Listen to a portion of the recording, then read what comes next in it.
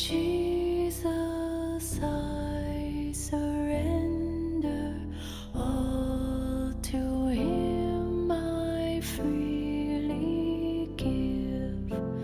I will ever love and trust Him in His presence. The 20th of November 1900, Volume 4.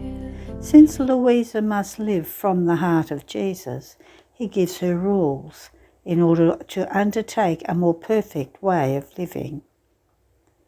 While I am outside of myself, my adorable Jesus continues to show me my heart inside of his, but so transformed that I can no longer recognize which is mine and which one is Jesus's. He has conformed it perfectly to his own. He has impressed on it all the insignia of the Passion, making me understand that, from the moment of his conception, his heart was conceived with this insignia of the Passion, so much so that what he suffered at the end of his life was an outpouring of that which his heart had suffered continuously. I seem to see one just like the other. I seem to see my beloved Jesus occupied with preparing the place in which he was to put the heart, perfuming it and bejeweling it with many different flowers. And while he was doing this, he told me, "My beloved, since you must live from my heart, it is appropriate for you to undertake a more perfect way of living. Therefore, from you I want perfect conformity to my will, because you will only be able to love me perfectly if you love me with my own will. Even more, I tell you that by loving me with my own will, you will arrive at loving me and your neighbour with my same way of loving." Profound humility, placing yourself in front of me and of creatures as the last among all. Purity in everything, because any slightest fault against purity, both in loving and in operating, is reflected all in the heart, and it remains stained. Therefore I want purity to be like dew upon the flowers at the rising of the sun, which its rays reflecting upon them transmutes those little drops into as many precious pearls, such as to enchant the people. In the same way, if all your works, thoughts and words, heartbeats and affections, desires and inclinations are adorned with the celestial dew of purity, you will weave a sweet enchantment, not only for the human eye, but for the whole of heaven. Obedience, which must be connected with my will, because if this virtue regards the superiors I have given you on earth, my will is obedience, which regards me directly. So much so that it can be said that both one and the other are virtues of obedience, with this difference alone. One regards God and the other regards men. However, both of them have the same value, and one cannot be without the other. Therefore, you must love both one and the other in the same way. Then he added, "Know that from now on you will live with my heart, and you must see things the way my heart does, that I may find my satisfactions in you. Therefore be careful, for this is no longer your heart, but mine." End of the reading. The 20th of November 1906, Volume 7. Obedience communicates divine strength to the soul. My poor state continues, full of bitterness because of the almost continuous privations that I suffer, but also of peace. I saw him just flashing by, telling me, "My daughter, obedience is an unshakable wall, and such it renders the soul. Not only this, but in order to be unshakable, it is necessary for one to be strong and robust, and obedience communicates divine strength in such a way that in the face of the divine strength it possesses, all things are weak, so much so that while obedience can move anything, nothing can move it. And he vanished away. End of the reading. The 20th of November 1908, Volume 8. When the soul makes love her food, this love becomes solid and serious. Continuing in my usual state, full of bitterness and of privations, this morning blessed Jesus came for a little while. I would lament to him about my state, but instead of answering me, he would draw closer to me. Then afterwards, without answering what I was saying, he told me, "My daughter, the true loving soul is not content with loving me with anxiety, with desires, with surges, but when she comes to make love her food and daily nourishment, only then is she content. It is then that love becomes solid, serious, and keeps on losing all that lightness of love to which the creature is subject. And since she makes it her food, it is spread throughout all of her members. And because it is spread everywhere, she has the strength to bear the flames of love that consume her and give her life. By containing love within her, by possessing it, she no longer feels those intense desires, those anxieties, but she only feels that she loves more the love that she possesses. This is the love of the blessed in heaven. This is my own love. The blessed burn, but without anxiety, without clamour, rather with solidity, with admirable seriousness. This is the sign that a soul has come to feed on love. She loses more and more the characteristics of human love. In fact, if one sees only desires, anxieties, surges, it is a sign that love is not her food, but it is only a few particles of herself that she has dedicated to love. So, since she is not all love, she does not have the strength to contain it, and so she has those surges of human love. These souls are very voluble and without stability in their things, while the former ones are stable, like mountains that never move. End of the reading. The 20th of November 1909, Volume 9, Human and Divine Views of the Cross. As I was in my usual state, my sweet Jesus came for just a little and told me, "My daughter, one who takes the cross according to human views finds it muddy and therefore heavier and more bitter. On the other hand, one who takes the cross according to divine views finds it full of light and sweet. In fact, the human views are without grace, strength, and light. Therefore she has the boldness to say, 'Why did that person do that wrong to me? Why did this one cause me this displeasure, this calumny?' And the soul fills herself with indignation, with anger, with revenge, and so the cross becomes muddy, dark, heavy, and bitter.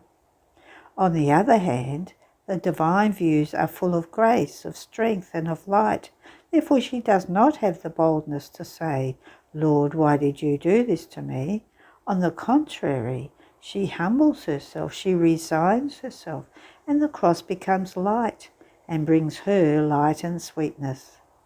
End of the reading. The 20th of November 1914, Volume 11, The Great War is only the beginning of the chastisements. The state of victim of Louisa is linked to the events of the world. Divine will and love must form in Louisa just like in Jesus, his passion and therefore his life. I was feeling very afflicted because of the privations of blessed Jesus, and even more for the chastisements which are currently pouring down upon earth, and about which many times Jesus had spoken to me many years before. It really seems to me that during so many years in which he has kept me in bed, we have been sharing the weight of the world, suffering and working together for the good of all creatures. It seems to me that the state of victim in which adorable Jesus had placed me bound all the creatures together between me and him. There is nothing that Jesus would do, nor chastisements he would send, without letting me know. And in the meantime, I would behave with him in such a way that he would either reduce the chastisement by half or not send it at all.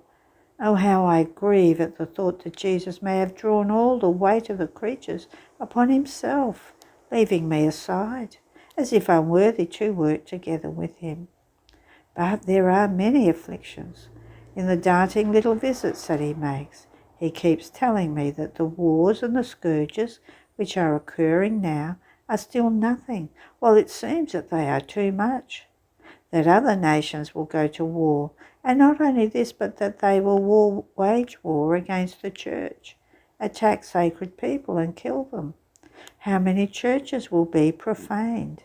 In reality, for about 2 years I have omitted writing about the chastisements which Jesus very often showed to me, partly because they were repetitions, and partly because writing about chastisements hurts me so much that I just cannot continue. However, one night while I was writing what he had told me about his most holy will, and having skipped what he had told me about the chastisements, Jesus reproached me sweetly and told me, "Why didn't you write everything?" And I, "My love, it didn't seem necessary to me. Moreover, you know how much I suffer." And Jesus, "My daughter, if it were not necessary, I wouldn't have told you.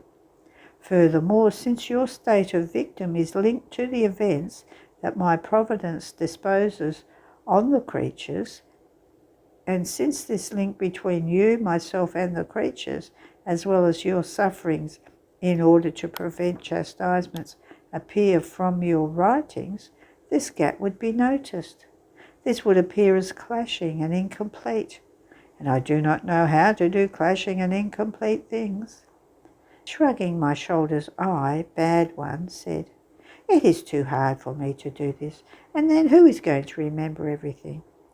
Jesus added, smiling, "And if after your death I will put in your hands a pen of fire in purgatory, what will you say?" So that's why I made up my mind to mention the chastisements. I hope that Jesus will forgive my omission, and I promise to be more diligent in the future. Now I go back to say that as I was very afflicted, Jesus came, and in order to cheer me, took me in his arms and told me, "My daughter, be of good cheer. One who does my will is never apart from me. Rather, she is together with me in the works that I do, in my desires, in my love. She is together with me in everything and everywhere. Even more, I can say that since I want everything for me, affections, desires, etc., of all the creatures, if I don't have them, I remain around the creatures with the attitude of making a conquest. So, finding the satisfaction of my desires in the soul who lives in my will, my desires rest within her. My love takes rest in her love, and so on with all the rest." Then he added, "I gave 2 great things which one could say formed my own life. My life was my will and my love. I enclosed everything in these 2 points, divine will and love. This will and this love carried out my love within me and accomplished my passion. I want from you nothing but this, that my will be your life, your rule, and that you do not escape from it in anything, either small or big. This will and this love will carry out my passion in you. The closer you will be to my passion, the more you will love me and will feel my passion in you. If you let my will and my love flow as life within you, my passion will flow in you as well. You will feel it flowing in each one of your thoughts. In your mouth you will feel your tongue being soaked in it. Your word will come out as warmed by my blood, and you will speak eloquently about my pains. Your heart will be filled with my pains. Every expression of your being will carry the mark of my passion, and I will keep repeating to you always, here is my life, here is my life. I will delight in making you surprises, narrating to you now one pain, now another one, which you haven't heard or understood yet. Aren't you happy? End of the reading. The 20th of November 1917, Volume 12, The Reason for Chastisements. Jesus will make the sanctity of living in the divine will reappear. Continuing in my state ever more painful, my always lovable Jesus comes and goes like a flash, and he does not give me time even to pray to him for the great evils that my poor humanity is going through, especially my dear homeland. What a blow to my heart, the entrance of the foreigners into her. I thought that Jesus had told me this before to make me pray, but when he comes, if I beg him, he says I will be inexorable. And if I push him by saying, Jesus, don't you want to have compassion? Don't you see how the cities are destroyed? How people remain naked and starving? Ah, Jesus, how hard you have become. He answers, my daughter, I am not concerned about the cities, the great things of the earth. I am concerned about souls. The cities, the churches and other things, after they have been destroyed, can be rebuilt. Didn't I destroy everything in the deluge? And wasn't everything redone again? But if souls are lost, it is forever. There is no one who can give them back to me. Ah, I cry for souls. They have denied heaven for the earth, and I will destroy the earth. I'll make the most beautiful things disappear, which like rope bind man. And I, Jesus, what are you saying? And he, courage, don't lose heart. I will go on, and you come into my will, live in it, so that the earth may no longer be your home, but I myself may become your home. In this way you will be completely safe. My will has the power of rendering the soul transparent, and when the soul is transparent, whatever I do is reflected in her. If I think, my thought is reflected in her mind and becomes light, while her thought, as light, is reflected in mine. If I look, if I speak, if I love, etc., these are reflected in her like many lights, and she in me. Therefore we are in continuous reflections, in perennial communication, in reciprocal love. And since I am everywhere, the reflections of these souls reach me in heaven, on earth, in the sacramental host, in the hearts of creatures. Everywhere and always I give light, and light they send to me. I give love, and love they give to me. They are my terrestrial homes, in which I find refuge from the disgust of the other creatures. Oh, the beautiful living in my will! I like it so much that I will make disappear all other sanctities under any aspect of virtue in the future generations, and I will make the sanctity of living in my will reappear, which are and will not be human sanctities, but divine. Their sanctity will be so high that, like suns, they will eclipse the most beautiful stars of the saints of the past generations. This is why I want to purge the earth. It is unworthy of these portents of sanctity. End of the reading. The 20th of November 1922, Volume 14, Currents of Love Between God and Man. I was thinking of how my sweet Jesus suffered many pains when he was in the garden, but not on the part of creatures, since he was alone, or rather abandoned by all, but on the part of his eternal Father. There were currents of love between him and the celestial Father, and in these currents all creatures were placed. In these currents there was all the love of a God for each one of them, and all the love that each of them owed God. And since this was missing, he arrived at suffering such pains as to surpass all other pains, to the point of sweating living blood. And my sweet Jesus, pressing me to his heart to be relieved, told me, my daughter, the pains of love are the most excruciating. See, in these currents of love between me and my Father, there is all the love that all creatures owed me. And therefore there is betrayed love, denied love, rejected love, unknown love, trampled love, etc. Oh, how piercingly it reaches my heart to the point that I feel I am dying. You must know that in creating man, I fixed many currents of love between me and him. Having created him was not enough for me, no. I was to place so many currents of love between myself and him that there was to be not one part of him in which these currents would not flow. Therefore, in the intelligence of man ran the current of love of my wisdom. In his eyes ran the current of love of my light. In his mouth the current of love of my word. In his hands the current of love of the sanctity of my works. In his will the current of love of mine, and so with all the rest. Man was made to be in continuous communications with his Creator, and how could he be in communication with me if my currents would not run in his? With sin he broke all these currents and remained separated from me. Do you know how this happened? Look at the sun.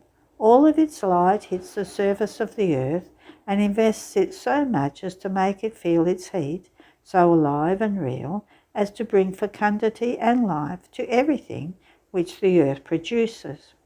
So one can say that the sun and the earth are in communication with each other. Oh, how much tighter are the communications between man and myself, true eternal Son. Now, if a creature could have the power to break between the earth and the sun, the current of light that hits the surface of it, what harm would he not do? The sun would withdraw all the current of light into itself. The earth would remain in the dark, without fecundity and without life. What penalty would he not deserve? Man did all this in creation, and I descended from heaven to earth in order to reunite all these currents of love, but oh, how much it cost me. And man continues with his ingratitude and returns to break the currents repaired by me. End of the reading. All to thee, my blessed Saviour, I surrender all. The 20th of November 1923, Volume 16. Jesus himself gives Louisa the proof that what she is writing is true. In her there is the life and the facts of what she writes. The divine will is life and air of the soul. I felt concerned about what I was writing, and I thought to myself, what will be my confusion on the day of judgment if, instead of it being my Jesus speaking to me, it were my fantasy or the infernal enemy? My Jesus, I feel like dying at the mere thought of it. And you know the great repugnance I would feel in writing. If it wasn't for blessed obedience, I would not have written a word. And I felt such confusion that if it had been in my power, I would have burned up everything. Now, while I was in this state, my always adorable Jesus came out from within my interior like a little baby and placed his little head upon my shoulder. He clung to my face and said to me, "My daughter, why do you fear? You should not worry about thoughts, but about facts. Is it perhaps not true that your will, embracing mine, wants to find all in order to bind them with my will, to retie all the broken bonds between the human will and the divine, exposing yourself to defend and to excuse the creatures and to repair the Creator? This is indeed a fact in you. Is it perhaps not true that you swore you wanted to live in my will by pronouncing a yes? That yes is a chain for you, and it keeps you bound within my will. And as you enjoy the taste of it, it makes you abhor the shadow of your will. This is a fact, and there are many other things which you know. If you were writing about the life, the facts of what you write were not in you, then you could have feared, and I would have given you neither strength nor light nor assistance. On the contrary, you would have been dull, and I could not have continued further. Therefore calm down and continue to live as though needed in my will, in order to expand the boundaries of your human will within mine. See also my humanity was little, and it kept growing as though needed within the divine will, in such a way that as I grew, my human will, living together with the divine, expanded its boundaries within the will of the Eternal One, and prepared redemption and the fiat voluntas tuae on earth as it is in heaven. And you, don't you want to follow my growth and your flight in my will? My will is not only life, but air of the soul. And if air is missing to life, the nature begins to decline. The breathing is hampered, the heart is hindered in its beating. The blood circulation is irregular. The intelligence becomes numb, the eye almost lifeless, the voice choked, the strength lost. What is it that throws so much chaos into human life? The lack of air. Therefore, a balsamic air can restore order and vigour in nature. All this is caused by one's own will, which, like bad air, produces chaos, irregularity, weakness, and the decline of all that is good in the soul. And if one does not help himself with the celestial air of my will, which makes everything rise again, fortifies, orders, and sanctifies everything, the human life will be a life half extinguished, disordered, and sloping down to evil. End of the reading. The 20th of November 1926, Volume 20. How all the divine attributes take on the office of forming the new little sea of their qualities in the soul.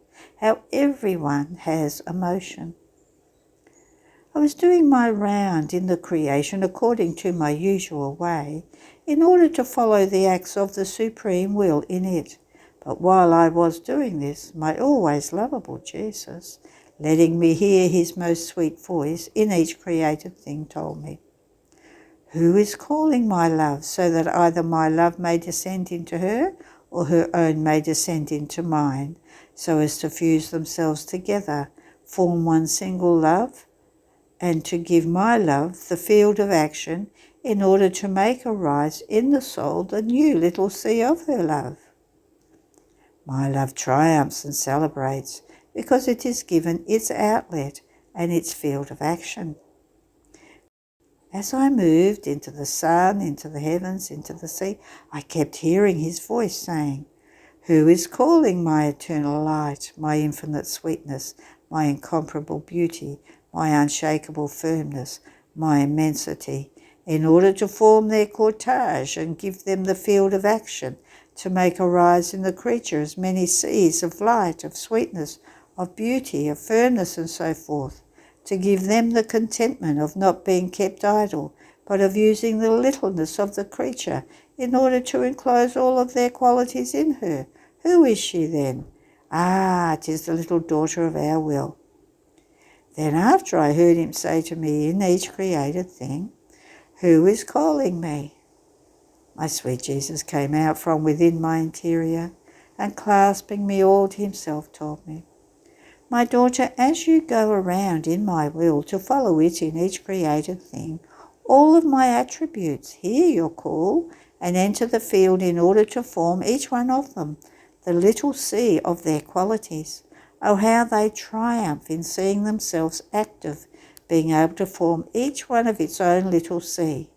But their highest pleasure and delight increases in being able to form in the little creature their seas of love, of light, of beauty, of tenderness, of power, and so forth. My wisdom acts as a talented artisan, and with marvellous ingenuity it places its immense and infinite qualities in the littleness. Oh, how the soul who lives in my will harmonizes with my attributes. Each one of them takes on its office in order to establish its divine quality. If you knew the great good that comes to you by following my will in all of its acts and the crafting it carries out in you, you too would feel the joy of a continuous feast. Then after this I continued to follow the creation, and I could see that eternal motion that never stops, flowing everywhere, and I thought to myself, how can I follow the supreme volition in everything if it runs so rapidly in all things? I do not have its virtue nor its rapidity. Therefore I have to remain behind, without being able to follow its eternal murmuring in everything. But while I was thinking of this, my sweet Jesus, moving in my interior, told me, my daughter, all things have a continuous motion, because coming out of a supreme being who contains a motion full of life, as a consequence, all things that came out of God were to contain a vital motion that never ceases, and if it ceases, it means that life ceases. So you yourself have a murmuring, a continuous motion in your interior. Even more, the divinity in creating the creature gave him the likeness of the three divine persons. He placed in him three motions that were to murmur continuously, to unite themselves to that continuous motion and murmuring of love of their Creator.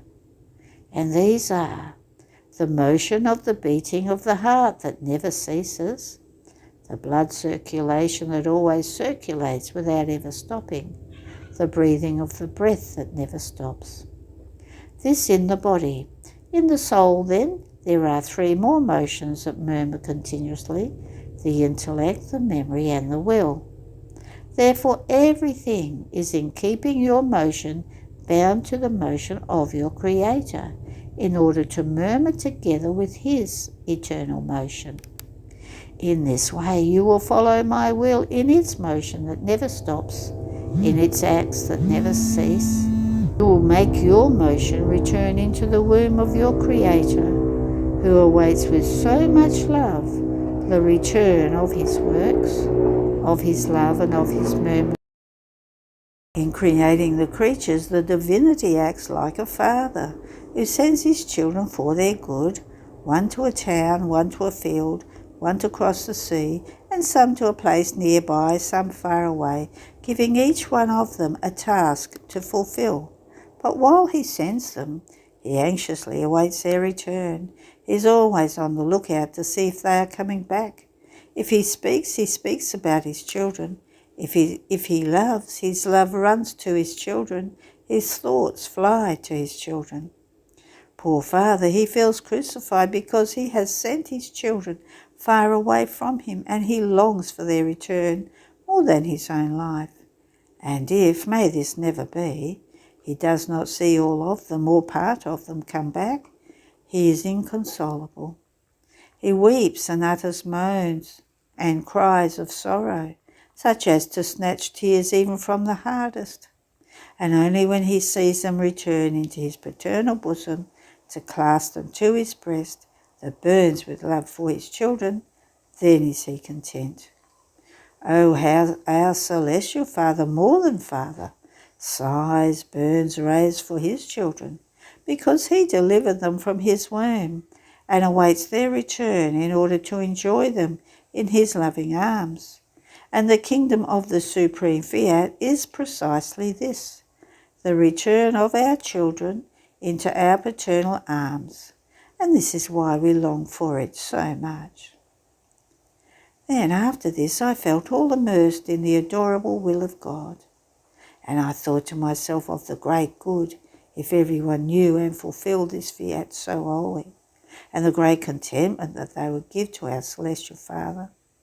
And my sweet Jesus, resuming his speaking, added, my daughter, in creating the creature, as we were forming him with our creative hands, we felt a joy, a contentment come out of our womb, because he was to serve to maintain our amusement on the face of the earth and our continuous feast. So as we formed his feet, we thought that they were to serve our kisses, because they were to enclose our steps and were to be our means of encounter, to amuse ourselves together. As we formed his hands, we thought that they were to form our kisses and embraces, because we were to see in him the repeater of our works. As we formed his mouth, his heart, that were to serve the echo of our word and of our love, and as we infused life in him with our breath, in seeing that that life had come out of us, it was a life completely our own, we clasped him to our womb and kissed him, as a confirmation of our work and of our love, and so that he might maintain himself whole in our steps, in our works, in the echo of our word and love, and of the life of our image impressed in him, we gave him our divine will as inheritance, that it might preserve him just as we had delivered him, so as to be able to continue our amusements, our affectionate kisses, our sweet conversations, with the work of our hands. When we see our will in the creature, we see in her our steps, our works, our love, our words, our memory and intellect, because we know that our supreme will let nothing enter that is not our own. Therefore, being our own, we give her everything: kisses, caresses, favours, love, tenderness more than paternal, nor do we feel like remaining even at one step of distance from her, more so since even the slightest distances cannot form the continuous amusements, nor exchange kisses, nor share the most intimate and secret joys. On the other hand, in the soul in whom we do not see our will, we cannot amuse ourselves because we see nothing that is our own. Such a disharmony, such a dissimilarity of steps, of works, of words, of love can be felt in her, that she herself puts herself at a distance from her Creator. And wherever we see that the powerful magnet of our will is not present, that makes us as though forget about the infinite distance that exists between the creature and the Creator, we disdain to amuse ourselves with her and to fill her with our kisses and favours. So by withdrawing from our will, man interrupted our amusements and destroyed the designs we had in forming the creation. And only by the reigning of our supreme fiat, by establishing its kingdom, will our designs be realised and our amusements resumed on the face of the earth. End of the reading. The 20th of November 1928, volume 25. How one who lives in the divine will is in possession of the perennial day, knows no night, and becomes the owner of God himself. I was feeling all sunken in the supreme fiat, and my poor mind was wandering in so many surprising truths for my little capacity. All the manifestations that my sweet Jesus had told me on his holy will were lining up within my soul like many suns of enchanting beauty, one distinct from the other, with the fullness of each joy and happiness that each truth possessed. And while these suns seemed to be distinct, they formed a single one. What enchantment, what enrapturing beauty! These suns were besieging my little intelligence, and I was swimming in this endless light, and as though surprised, I was thinking about many things concerning the divine will. And my always lovable Jesus, moving in my interior, told me, "My daughter, dearest daughter of my will, one who is daughter of it is in possession of the perennial day that knows no night. Everything is light for one who lives in my will. Her properties are light, beauty, joy, and happiness. And this is nothing. In fact, by giving our will to the creature, we render her the owner of our very selves, and we place ourselves at her disposal. We let her do and win whatever she wants, because it is not a human volition that dominates us, no, but our own volition that has bilocated itself in the creature, and therefore her doing, speaking, and winning is not looked upon by us as something extraneous to us, but as our own thing. And we enjoy in letting her speak, do, and win, more so since she wins us and we win her. Therefore, by giving our will to the creature and by her receiving it as her own life, we open a contest between her and us. She enters into our divine field, and as the owner she dominates, and we enjoy so much in seeing her littleness that contains our eternal volition, being dominator of our goods and of our very selves. What can we deny to our will? Nothing. On the contrary, we delight in putting out our most intimate joys, our secrets, our eternal beatitudes, so as to make the littleness of the creature in whom it reigns delight, and rendering her the dominator of them, we amuse ourselves and open the game between her and us. Therefore greater thing than our will I could not give to man in creating him, because only with it could he reach wherever he wanted and do whatever he wanted, to the point of becoming the dominator of what belongs to us. We did not do this in creating the other things. They are dominated by us, nor can they do what they want. Their rights are limited. Indeed, in creating man, there was a more intense ardour of love, and in this ardour of love, the all fused himself in the nothing, and the nothing received his life again in the all. And in order to keep him more safely, we gave him our divine will as his inheritance, so that one might be the will, common the goods as much as a creature is capable of, and the love of one might be as great as the love of the other, to the point of letting themselves be dominated by each other. Therefore the most beautiful thing for us, that enraptures us and glorifies us the most, is the soul in whom our divine will reigns, because she alone does not make our love say, enough of giving, but we have always something to give, always something to say, and in order to enjoy more, we render her the winner of our very selves. Therefore be attentive, my daughter. If you want everything, let our will reign in you. End of the reading. This is the end of part 1. There is another video equal in length for today. I just did not want to put too much on one video for you, so you could listen to it all if you wanted to. See you in the next one.